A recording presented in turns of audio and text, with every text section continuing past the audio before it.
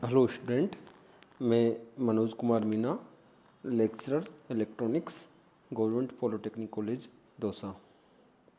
Students, हम लोग जो पिछले लेक्चरर हैं उनमें हम लोगों ने पिछले लेक्चर में पढ़ा था स्टेबलाइजेशन टेक्निक।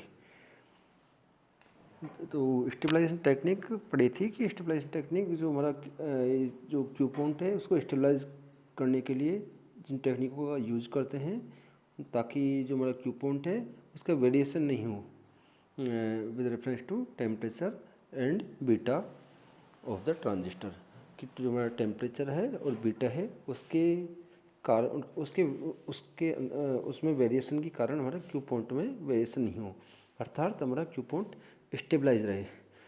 तो जो क्यू पॉइंट को स्टेबलाइज करने के लिए जिन टेक्निक का यूज़ करते हैं उन टेक्निक को बोलते हैं स्टेबलाइजेशन टेक्निक। तो स्टेबलाइजेशन टेक्निक दो प्रकार की होती हैं। पहली होती है कंपनसेशन सर्किट और दूसरा होता है बायसिंग टेक्निक। तो जो हमारा बायसिंग टेक्निक है इसमें हम लोगों ने पढ़ा था कि जो फिक्स बायस सर्किट है और पहली टेक्निक, दूसरी है collector to base bias circuit और तीसरी है सेल्फ बायस सर्किट। तो हमारा जो फिक्स बायस सर्किट था, तो फिक्स बायस सर्किट का हमारा जो हम लोगों ने देखा था कि फिक्स बायस सर्किट हमारा वो अनस्टेबल है, वो सर्किट वो अनस्टेबल है और जो इसके अंतर्गत इसकी कमी थी कि फिक्स बायस सर्किट अनस्टेबल है।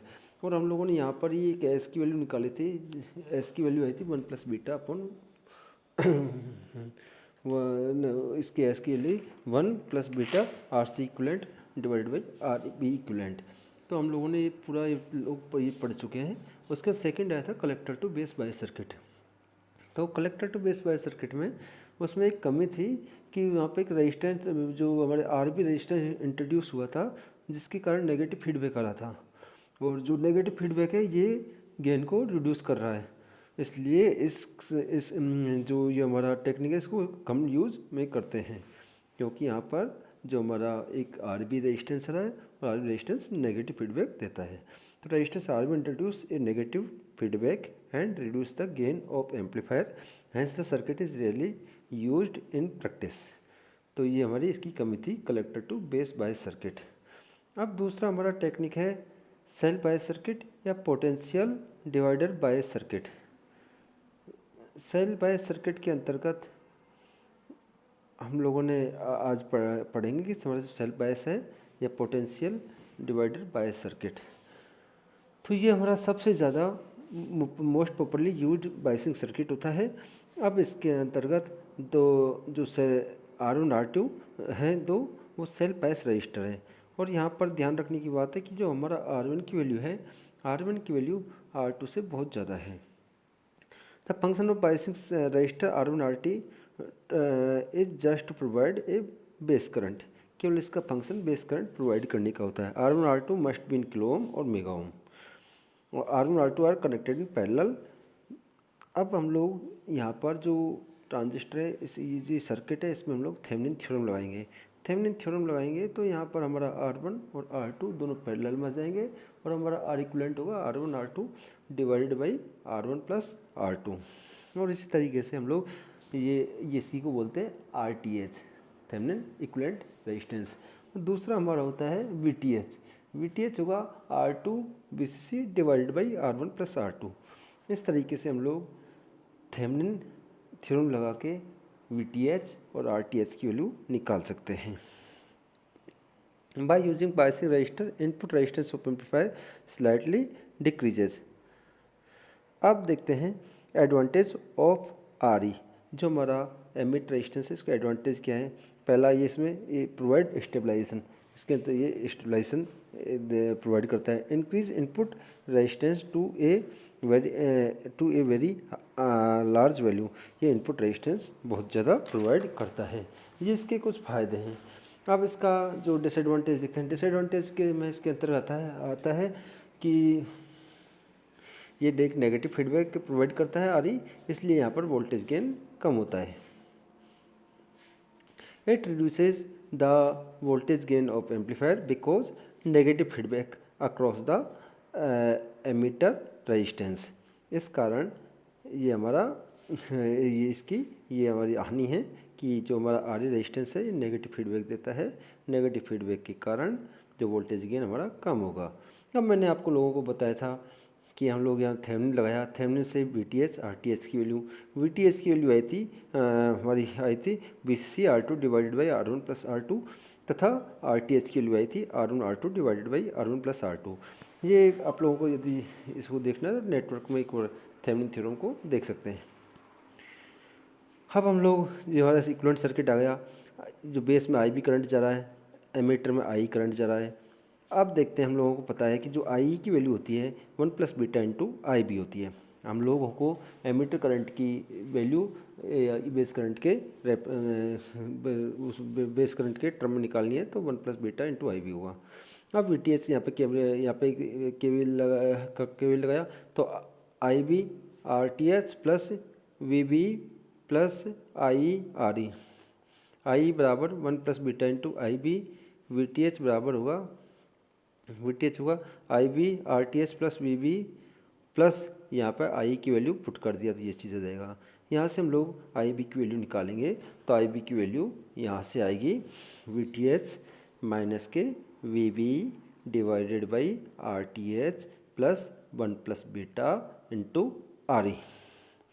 अब देखो, हम लोगों ने पढ़ा है कि जो हमारा कलेक्टर करंट होता है, कलेक्टर करंट को बेस करंट के टर्म में निकालते हैं तो IC बराबर बीटा इंटू IB। और जो इसमें जो इक्वेशन में VTH है, VTH की वैल्यू मैंने आप लोगों को पहले ही बता दिया कि जब थेवेनिन लगाएंगे तो VTH की वैल्यू आएगी VCC R2 divided by R1 plus R2, और RTH जो थेवेनिन इक्विवेलेंट रेजिस्टेंस है वो होगा R1 R2 divided by R1 plus R2।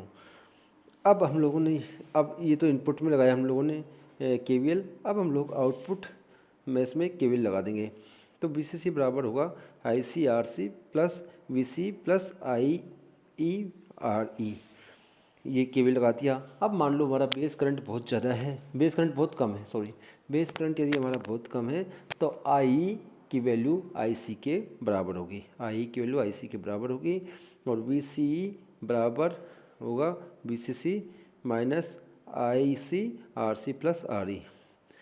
और यहाँ इस तरीके से थेवेनिन का मैंने आप लोगों को बता ही चुका हूँ। और हम लोगों ने एक इक्वेशन ड्राइव करी थी, जनरलाइज इक्वेशन एस की जनरलाइज इक्वेशन आई थी S बराबर 1 plus beta divided by 1 minus beta del IB divided by del IC। ये जनरल इक्वेशन निकाली थी। इस इक्वेशन में हम लोग जो हमारा डेल IB और डेल IC की वैल्यू पुट कर देंगे तो हमारा ये S की वैल्यू निकल जाएगी। तो इसके लिए हम लोगों को जो हमारा इनपुट में से उसमें एक KVL लगाना पड़ेगा, और उसके बाद उसको हम लोगों को डिफ्रेंशिएट करना पड़ेगा, और डिफ्रेंशिएट करने के पश्चात में जो हमारा डेल IB है और divided by del IC, del IB और डेल IC की वैल्यू निकालनी पड़ेगी। और जो हमारा जो इस इक्वेशन है S बराबर 1 plus beta divided by 1 minus beta del IB divided by del IC में ये वैल्यू पुट करनी पड़ेगी। अब इसमें पुट करने के पश्चात हमारा S की वैल्यू आ जाएगी। तो मैंने अभी आपको बताया है, उसको हम एक बार इसको कर लेते हैं यहाँ पे। तो ये जनरलाइज इक्वेशन हो गई। जनरलाइज इक्वेशन S बराबर 1 plus beta divided by 1 minus beta del IB divided by del IC, ये इसकी वैल्यू हो गई। अब हम क्या करेंगे, अब हम करेंगे कि जो हमारा KVL लगाएंगे, हमारा जो इनपुट में से इसमें KVL लगा देंगे। इसमें KVL लगाएंगे तो आएगा VTH।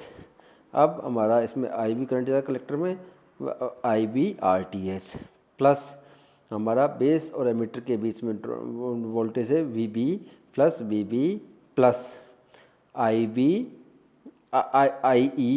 एमीटर का करंट इंटू RE।